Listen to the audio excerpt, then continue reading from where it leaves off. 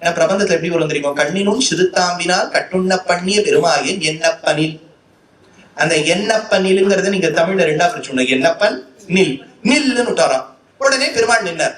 நம்பி தென்குருகூர் நம்பி என்ன காலி. இதெல்லாம் நான் எதுக்கு பாட வந்தேன்? எங்க ஆழ்வார் பாட வந்துட்டேன்னு ஆழ்வார் ஃபுல்லா 100-0 ஜெயிச்சுட்டு போயிட்டார். விஷயம் என்னன்னா, அப்படி இருந்தவர் மதுர கவி ஆழ்வார். ஆச்சாரியனைத்தான் பாடுவேன்னார். ஆனா ஆச்சாரியனை பாடினது 4000த்துல சேர்ந்தது. ஏன்னா ராமாயணத்தை ஒப்பிட்டு பார்க்க வேண்டும் சுவாமி ராமானுஜர். கூடவே சென்றான் லக்ஷ்மணன். பரதன் எப்படின்னா, ஐயோ வேண்டாண்டா, நீ எல்லாம் காட்டுக்கு எதிர்க்கடா ராஜா வர, நீ நந்தி கிராமத்திலேயே தங்கி விடு அப்படின்னு சொன்ன தங்கிவிட்டார். அப்போ ராமன் தங்குனா தங்கினவன் பரதன், கூடவான வந்தவன் லக்ஷ்மணன். ஆனா ராமருக்கு கைங்கரியம் பண்ண பரதனும் ராமாயணத்தை அழறான், கூட இருந்து கைங்கரியம் பண்ண லக்ஷ்மணனும் அழறான். நீங்க ஆரண்யா காண்டத்தை பாத்தீங்கன்னா, அண்ணா மன்னி காணாம போயிட்டான்னா நான் தான் காரணம்னு அவர் அழறார். பரதன் நீ அனுபவிக்கும் கஷ்டத்துக்கெல்லாம் நான் தான் காரணம் அவர் அழறார். ராமரும் அழறார். ராமருக்கு தொண்டு செய்த பரதனும் அழறான், லக்ஷ்மணனும் அழறான். அழாத ஒரே ஆள் சத்ருக்னன். ஏன்னு கேட்டார் ஆச்சாரியர். ஏன்னா அவன் பகவானான ராமனுக்கு கைங்கரியம் செய்யவில்லையாம். பகவானான ராமனுக்கு கைங்கரியம் தொண்டு செய்த பரதனுக்கு கைங்கரியம் செய்தானாம். பகவத் கைங்கரியத்தில் ஈடுபட்டால் கூட அழுகை வரலாம், பாகவத கைங்கரியத்தில் ஈடுபட்டால் அழுகையே வராது என்பதற்காக லக்ஷ்மணனும் பரதனும் ராமனை வழிபட்டார்கள். ராமனை வழிபட்ட பரதனையும் இலக்குவனையும் காட்டிலும் ராமனை வழிபட்ட பரதனுக்கு கைங்கரியம் செய்த சத்ருக்னனுக்கு பெருமை. பெருமாளை பாடின எத்துணை ஆழ்வார்கள் இருந்தாலும் பெருமாளை பாடின சுவாமி நம்மாழ்வாரை பாடினார் மதுர கவி ஆழ்வார். அதனால ஆழ்வார்கள் கோஷ்டி அவர் இல்ல, சமம் கிடையாது. அவர் ஆழ்வார்களிடம் ஒரு படி ஒசத்தினுட்டார். அதனாலதான் இந்த இடத்துல சொல்றார் பாஷ்யக்காரர். நான் அப்படியே படிக்கிற வரியெல்லாம் 1000 வருடங்களுக்கு முன்னாடி இருக்கக்கூடிய கமெண்ட்ரியிலேந்து. பாஷ்யக்காரர் அனகா நித்திய சத்ருக்னஹா என்ற இதுக்கு பிரமேயமாக சொல்ல கட்டில் ஸ்ரீ சத்ருக்னாழ்வான் பெருமாளுக்கு நல்லானானபடி அவனை அல்லது அறியாத ஸ்ரீ பரதாழ்வானை அல்லது அறியாதபடி ஆனான் என்று அருளி செய்வர் அப்படின்னு சாதிக்கிறார். சுவாமி மழவாள மாமுனிகள் எழுந்தருளி இருந்தார். அவர் என்ன சொன்னார்? நட்சத்திரங்கள்ல எப்படி நடு நட்சத்திரம் சித்ரா நட்சத்திரமோ 27 எழுத்துங்கள்னா நடுவுல வரக்கூடிய நட்சத்திரம் தான் சித்ரா நட்சத்திரம். அதனால்தான் ஆசீர்வச்சன மந்திரத்தை சொல்வா, சித்ரா நட்சத்திரம் பவதி சித்திரம் வா ஏதத் கர்மா சித்ரா நட்சத்திரம். ஸ்ரீமத் ராமாயணத்தை நிறைய இங்க வாசிக்கிறவாள்ல பல பேர் இருப்பாள். சுமந்திரன் கூப்பிடுவார், சொல்லுவார், ராமா உங்க அப்பா உன்னை கூப்பிடுறாருங்க.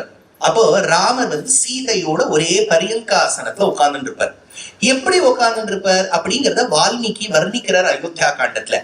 சந்திரன் எப்படி சித்ரா நட்சத்திரத்தோடு ஒரே ஆசனத்துல இருக்காரோ அந்த மாதிரி இருக்காரு அப்படின்பார். அப்ப சித்ரா நட்சத்திரத்துக்கு அவ்வளவு பெருமை. அந்த சித்ரா நட்சத்திரத்தில் பிறந்தவர் தான் மதுர கவி ஆழ்வார். அதனாலதான் மற்ற ஆழ்வார்களை காட்டிலும் தனித்திருந்தவர் சித்ரா நட்சத்திரத்தில் பிறந்த ஆழ்வார். அதனால சாதிக்கிறார் மணவாள மாமுனிகள், வாய்த்த திருமந்திரத்தின் மத்தியமாம் பதம் போலே சீர்த்த மதுரகவி செய்த கலையை ஆர்த்த புகழ் ஆரியர்கள் தாங்கள் அருளிச்செயல் நடுவே சேர்வித்தார் தாற்பரியம் தேர்ந்து. நீங்க பிரபந்தத்தை சேர்த்தா நடுவுல வரும் கண்ணினும் சிறுத்தாம்பு ஒண்ணும். ரெண்டாவது இந்த ஆழ்வார், நான் 2 ஆழ்வாரை பத்தி சொல்ல போறேன்னு ஒரு 4:55 சொன்னேன், ஞாபகம் இருக்கும்? அப்ப சொல்லும் போது இந்த மதுர கவி ஆழ்வாரை பத்தியும் சொல்ல போறேன். மதுர கவி ஆழ்வார் திருநட்சத்திரம் என்ன?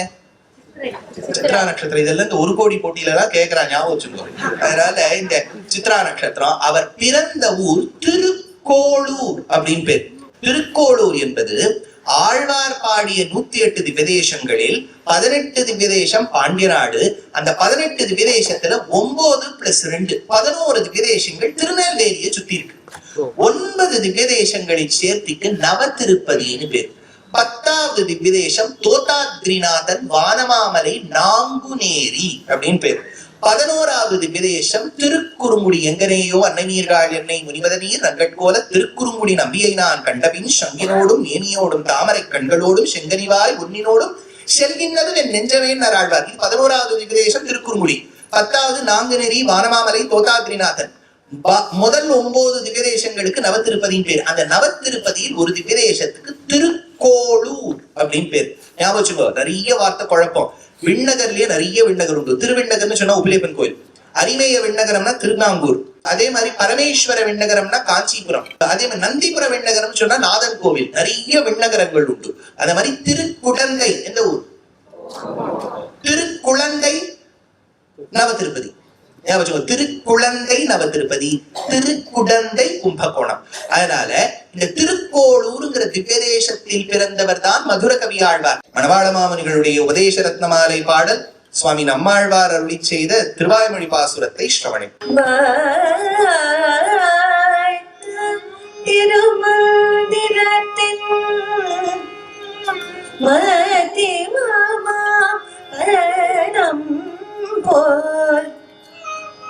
சீத மதுர கவிசைகனையை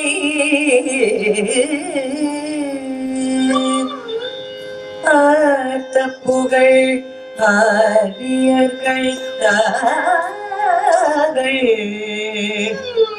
அருளி செயல் நடுவே சேவித்தார் தாற்பரியம் தேது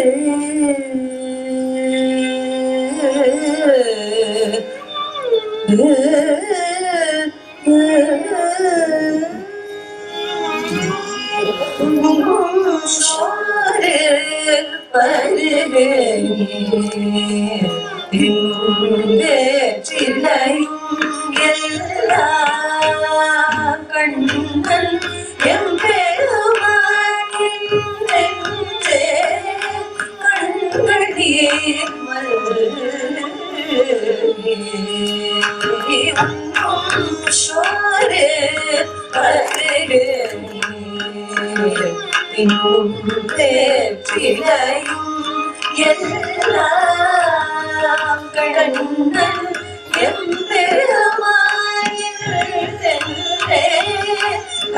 கண்கள் நீர் மண்ணுக்குள்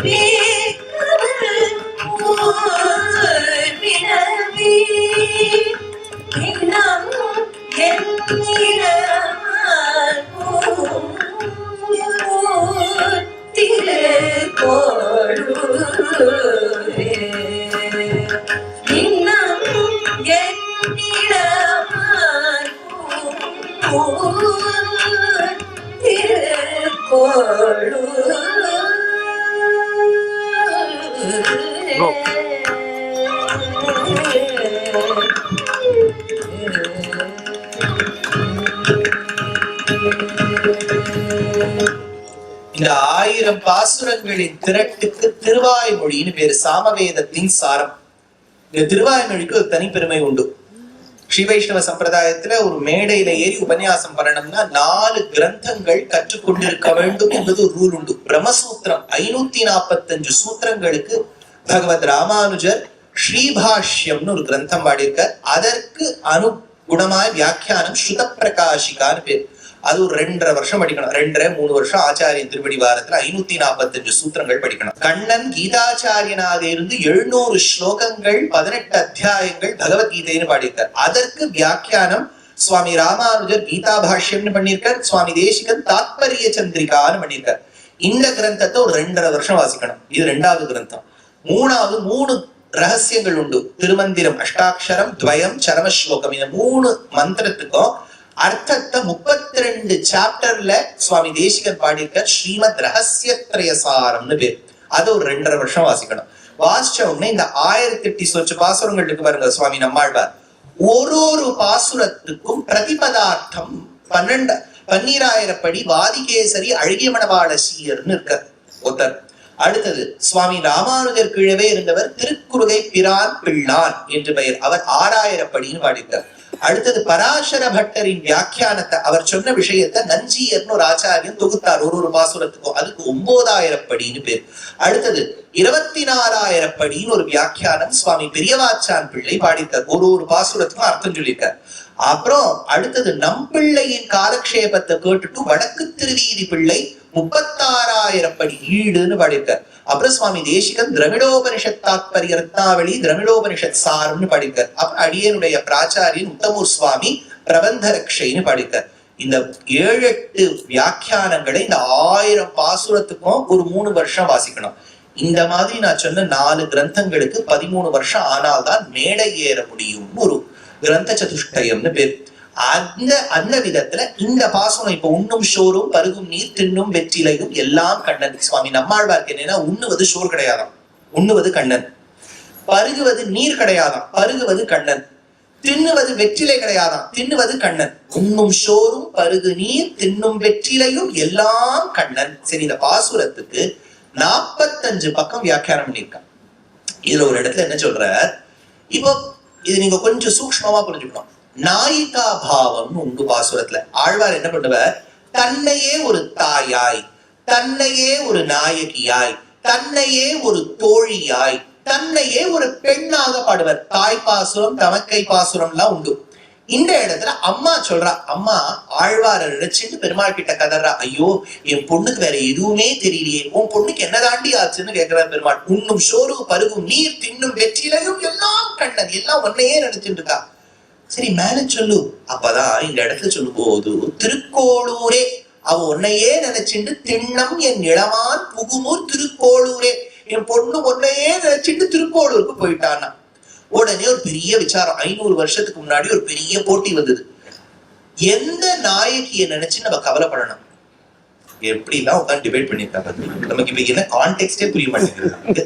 அவ இதை டிபேட் வேற பண்ணிருக்கா ஒரு 6 நாளைக்கு. என்னன்னா, திருமங்கையாழ்வார் பரகால நாயகியா நினைச்சுட்டு பெருமாளை பாடியிருக்கார்.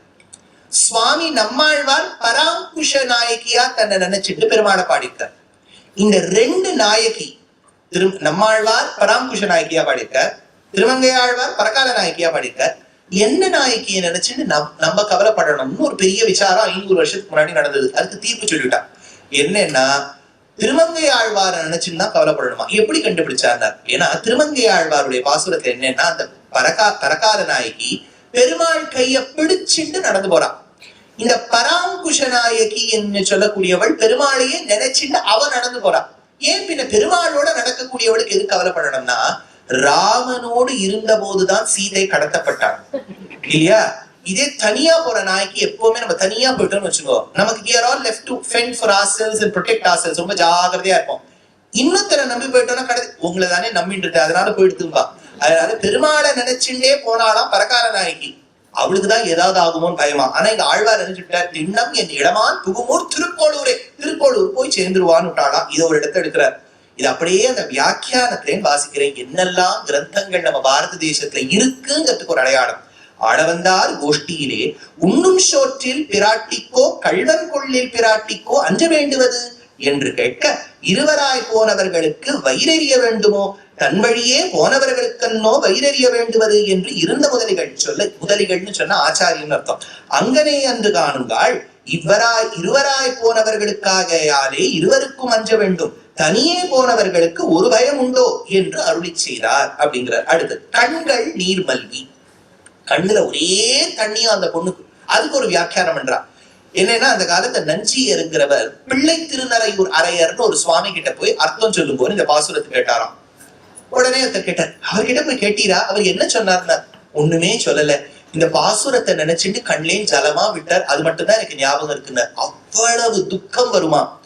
அதாவது நிறைய பெரியவாளெல்லாம் நான் பார்த்திருக்கேன். அவளெல்லாம் சேவிக்கும் போது அவ ராமாயணம் சிரிச்சுட்டு இருப்பா காத்தால. சில இடங்கள்ல வரும்போது அவ மேல ஷோக்கிட்டு கண்லேந்து தண்ணியா வரும்.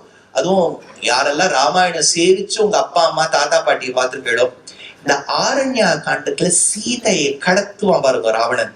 அந்த படலத்துல விடவே மாட்டான். ஏன்னா நீங்க ராத்திரி முழுக்க சீதையே நினைச்சுன்னு கவலைப்பட்டு இருப்பா. ஏன்னா அவளுக்கு அர்த்தமும் புரியும். இப்ப நமக்கு அர்த்தம் புரியலன்னு வச்சுக்கோ, ப்ராப்ளமே இல்லை. ஏன்னா இப்ப நம்ம அந்த கடத்தப்பட்ட சம்பவத்தையும் சிரிச்சுட்டே முடிச்சிருவோம். இப்ப அர்த்தம் தெரிஞ்சுடுத்துன்னு வச்சுக்கோ. அதனால என்ன பண்ணிடுவானா, அந்த சர்க்கத்தை வாசிச்சுடு நேர சுந்தரகாண்டத்துல ஒரு சர்க்கத்தை வாசிடுவா. ஏன்னா ஹனுமான் வந்து அவங்க கனையாழியை கொடுத்துருவா. இல்லாட்டா ராத்திரி முழுக்க அதையே நினைச்சுட்டு அழுதுன்னு இருக்கணும். அதனால சொன்னார் கண்கள் நீர் மல்கி. கண்கள் நீர் மல்கி நின்ற இடத்துல சொல்லிட்டு புகுமூர். இதுதான் நான் வந்து திருக்கோளூர் பெண் பிள்ளை வார்த்தைன்னு சொல்வா. எம்பெருமான் தெற்கே எழுந்தருளா நிற்க எதிரே வருகிறாள் ஒருவள் பெண்மணியை கண்டு எங்கு நின்றும் என்று திருக்கோளூர் நின்றும் என்ன அவ்வூரில் புக்க பெண்களும் போக கடவராயிருப்பார்களோ என்று அருளி செய்தார். என்ன அழகுனா, ராமானுஜர் 1000 வருஷத்துக்கு முன்னாடி தெற்கு யாத்திரையா போயிருக்கார். திருநெல்வேலி பக்கமா போயிருக்கார். திருக்கோளூருக்குள்ள நுழையிறார். அழகான ஊர், அழகான அக்ரஹாரம், அழகான கோவில், பெருமாளை சேவிக்கணும், வைத்தவாதிதியின் பேர் பெருமாளுக்கு அழகா சேவை சாதிப்பார். உள்ள நுழையிறார். நுழையும் போது ஒரு சின்ன பொண்ணு பாவாடை அவனை கட்டி ஓர் அழுதுட்டே போகுது. நமக்கே ஒரு கஷ்டமா இருக்கும் இல்லையா? ஏன்னா ஒரு ஊருக்குள்ள நுழையிறோம், பெருமாளை சேவிக்கணும்னு ஆச்சரியமான பெருமாளை சேவிக்கணும் நுழையிறோம். இவர் நுழையும் போது ஒரு பொண்ணு அழுதுட்டே போகுது. உடனே கேட்கு, எமக்கு புகுமூர் உமக்கு போகுமூர் ஆயிட்டோம். நான் கஷ்டப்பட்டு மெனக்கெட்டு இந்த பெருமாளை சேவிக்கணும்னு ஆச்சரியமான திவ்யமங்கள விக்கிரகத்தோடு கூடிய பகவானை சேவிக்கணும்னு வரேனே, எமக்கு புகுமூர், எனக்கு எது உள்ளுக்குள்ள போகணும்னு நினைக்கிறேனோ உனக்கு போகுமூர் ஆயிட்டோ. நீ கிளம்பி போற ஊரா போயிட்டே. அப்ப அந்த பொண்ணு என்ன சொல்லிக்கணும், நான் ஏதோ அரிசி வாங்கினேன், நன்னா இல்லை, காத்து எல்லாரும் திட்டிவிட்டா, அதெல்லாம் சொல்லிக்கணும். அது சொல்லவே இல்லை. சின்ன பொண்ணு. இவரோ உபவீத்தின ஊர்க்க புன்றவந்தம்னு திருதண்டத்தை பிடிச்சிட்டு சன்னியாசி நின்று இருக்க.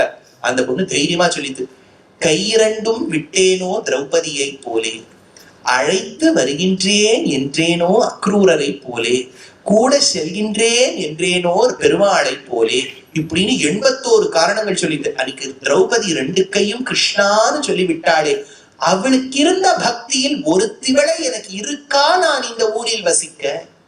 அக்ரூரருக்கு எத்துணை கிருஷ்ண பக்தி இருந்திருந்தால் அந்த ராஜாவான கம்சன் அக்ரூரா கண்ணனை அழைத்துவான்னு சொன்ன பிறகு அந்த பக்தி ஸ்ரத்தையோடு சென்றாரே, அக்ரூரருக்கு இருந்த பக்தியில் ஒரு திவளை எனக்கு இருக்கின்றதோ? இத்தனை 81 பேருக்கு இருந்த பக்தியில் எனக்கு ஒரு திவளை இருந்திருந்தால் நான் இந்த ஊரில் தங்கியிருக்கலாம் பெரியவரே. எனக்கு அந்த பக்தி இல்ல, அதனால நான் கிளம்பி போறேன்னாராம். அப்ப ராமானுஜர், நானும் உன்னோட வந்துடுறேன்னு. அந்த ஒண்ணு கேட்டது, நீ எதுக்கு வரே? ஏம்மா, இருக்கப்படாதுங்கிறதுக்கே நீ 1/2 மணி நேரம் உபன்யாசம் கொடுக்குறியா? அப்படின்னா இந்த ஊர்ல இருக்கணுங்கிறவா எவ்வளவு பெரிய உபன்யாசம் கொடுப்பா, எனக்கு அவ்வளவுலாம் ஞானம் இல்லேன்னு கிளம்பி போற போது அது கேட்டுதான். இவ்வளவு ஒரு எளிமையான தன்மையோட ஒருத்தர் பேசுறாருன்னா நிச்சயமா உங்க பேர் ராமானுஜரா இருக்கணும்னு அந்த பொண்ணு சொன்ன உடனே, அடியேன் பாஷ்யக்காரர் ராமானுஜர் எம்பெருமானார் தான் சொன்ன உடனே அதை விழுந்து சேவிச்சுதான். 1000 வருஷத்துக்கு முன்னாடி என்ன கான்வர்சேஷன்ஸ்லாம் இருந்திருக்கு. அதாவது ராபர்ட் லை வந்த உடனேதான் நம்ம ஆடையே போட ஆரம்பிச்சோம். அதுக்கு முன்னாடி எல்லாரும் வந்து பிறந்த மேனியோடு திரிந்து கொண்டிருந்தோம்னு ஒரு விஷயம் இருக்கு பாருங்க. 1000 வருஷத்துக்கு முன்னாடி எப்படி பேசிருக்கா? ஒண்ணுமே இல்ல. ஒரு பாசுரத்துல ராமானுஜர் போய் கேட்கிறாரு, இந்த நவதிருப்பதியில ஒரு பொண்ணு, சின்ன பொண்ணு மோர் ஊத்துன்னு இருக்கு. ஏண்டிமா, இங்கே ஒரு புளிங்குடின்னு ஒரு ஊர் இருக்கே, அது எவ்வளவு தூரம்னு கேட்டார். அந்த பொண்ணு ஏதாவது ஒண்ணு சொல்லிருக்கணும் இல்லையா? கூப்பிடும் தூரம் அது. இங்கேருந்து கூட்டேன்னா அந்த இடத்த கேட்குமா, கூப்பிடும் தூரம். ஏமா இப்படி எல்லாம் கூட ஒரு தூரம் இருக்கோ, கூப்பிடும் தூரம்? உனக்கு யார் சொன்னாங்க? நம்மாழ்வார் தான் பாசுரத்துல கூவும்னு ஒரு வார்த்தை சொல்லியிருக்காரு. உங்களுக்கு தெரியாதா பெரியவரேன்னு கேட்டுதான். மோர் விக்கிற பொண்ணுக்கு 1000 வருஷத்துக்கு முன்னாடி உவமை சொல்றதுக்கு திருவாய்மொழி பாசுரம் இருந்திருக்குன்னா எந்த அளவுக்கு திருவாய்மொழி ஊடுருவி இருக்கு பாருங்கோங்கிற. அதனால புகுமூர். ஆச்சா, இப்போ இந்த மதுர கவியாழ்வாருடைய பிறப்பு, அவர் ஒரு அந்தணர் குலத்தில் பிறந்தவர். அவர் பெருமாளுக்கு கைங்கரியம் செய்யக்கூடிய குமுதன் என்னும் கணத்தினுடைய அபராவதாரமாக பிறந்தார். பூர்வசிகை, சாமவேதம் கற்ற ஒரு அந்தணராக பிறந்தார். சாமவேதத்திலே பூர்வசிகான்னு இருப்பா. பூர்வசிகான்னு முன்னாடிய வாழ்க்கை சிக்கா இருக்கும், பின்னாடி பின்பக்கமா இருக்கார். அதனால பூர்வசிகா திருக்கோளூரில் பிறந்தவர். தாமிரபரணி ஆத்தங்கரையில் பிறந்தவர். ஏதோ ஒரு காரியவசமாக மேல வாரணாசி காசி கஷேத்திரம், முக்கியம் பேர் பிரயாகம் காசி கஷேத்திரம் எல்லாம் போகும்போது ஒரு முறை இரவு வேளையில் வெளியே வரும்போது ஏதோ ஜாஜ்வல்யமான ஒரு நட்சத்திரம் தெரிஞ்சுதான். இது எப்படி இந்த நட்சத்திரம் நம்ம பார்த்ததே கிடையாது, ரொம்ப பளபளப்பா இருக்கேன்னு சொல்லிட்டு அவர் ஈர்த்தது. இவர் அந்த நட்சத்திரம் எங்கேன்னு உதிக்கின்றது, ரொம்ப பளிச்சுன்னு தெரியறதேன்னு அதை நோக்கியே நடக்க ஆரம்பிச்சார். உத்தரப்பிரதேசத்திலேருந்து நடந்தார் சத்தீஸ்கரை தாண்டி, ஒடிசாவை தாண்டி, தெலுங்கானாவை தாண்டி, ஆந்திராவை தாண்டி, தமிழ் மண்ணுக்குள்ள நுழைஞ்சு தொண்டை மண்டலம் தாண்டி, சோழ மண்டலம் தாண்டி, நடுநாடு தாண்டி, பாண்டிய தேசத்துக்குள்ள வந்து தாமிரபரணி ஆத்தங்கரைக்குள்ள வந்து அப்படியே அந்த நட்சத்திரத்தையே தேடி வந்துட்டு கொண்டிருக்கும் போது அது ஒரு புளிய மரத்து பொந்துக்குள்ள மறைஞ்சுட்டான். என்னது இங்க வரைஞ்சிருக்கேன்னு பார்த்தா அங்க ஒரு கண்ணங்கரையில் ஒரு பிள்ளை அழகான விக்கிரகம் ரூபத்துல உட்கார்ந்துட்டு இருக்கு. கண்ணை மூடிட்டு இருக்கான். அப்பா நீ யாரு அப்படின்னு கேட்டுதான். இந்த பொந்துல இருக்கக்கூடிய பதில் குழந்தை பதிலே சொல்லாது. குழந்தை மாதிரியே இருக்கு, பெரியவர் மாதிரியே இருக்கு. வச்சுக்கோங்களேன், ஒரு 12-13 வயசுன்னு வச்சுக்கோ. அது பதிலே சொல்லல. இவரும் கல்ல விசிறி எழுதி பார்த்தாரு, கையை கூப்பி பார்த்தாரு, உடனே அந்த குழந்தை பதில் சொல்லல. அப்ப அந்த குழந்தையின் தேஜஸ பார்த்த உடனே இவருக்கு ரொம்ப நாளா இருந்த ஒரு சந்தேகம் மனசுல இருந்தது. ஒருவேளை அந்த சந்தேகத்தை பல பேர்கிட்ட கேட்டோம், ஒருத்தரும் அதுக்கு பதிலே சொல்லலையே. ஒருவேளை இந்த குழந்தையின் தேஜஸ பார்த்தா இந்த குழந்தையால பதில் சொல்ல முடியுமோன்னு தோணிது.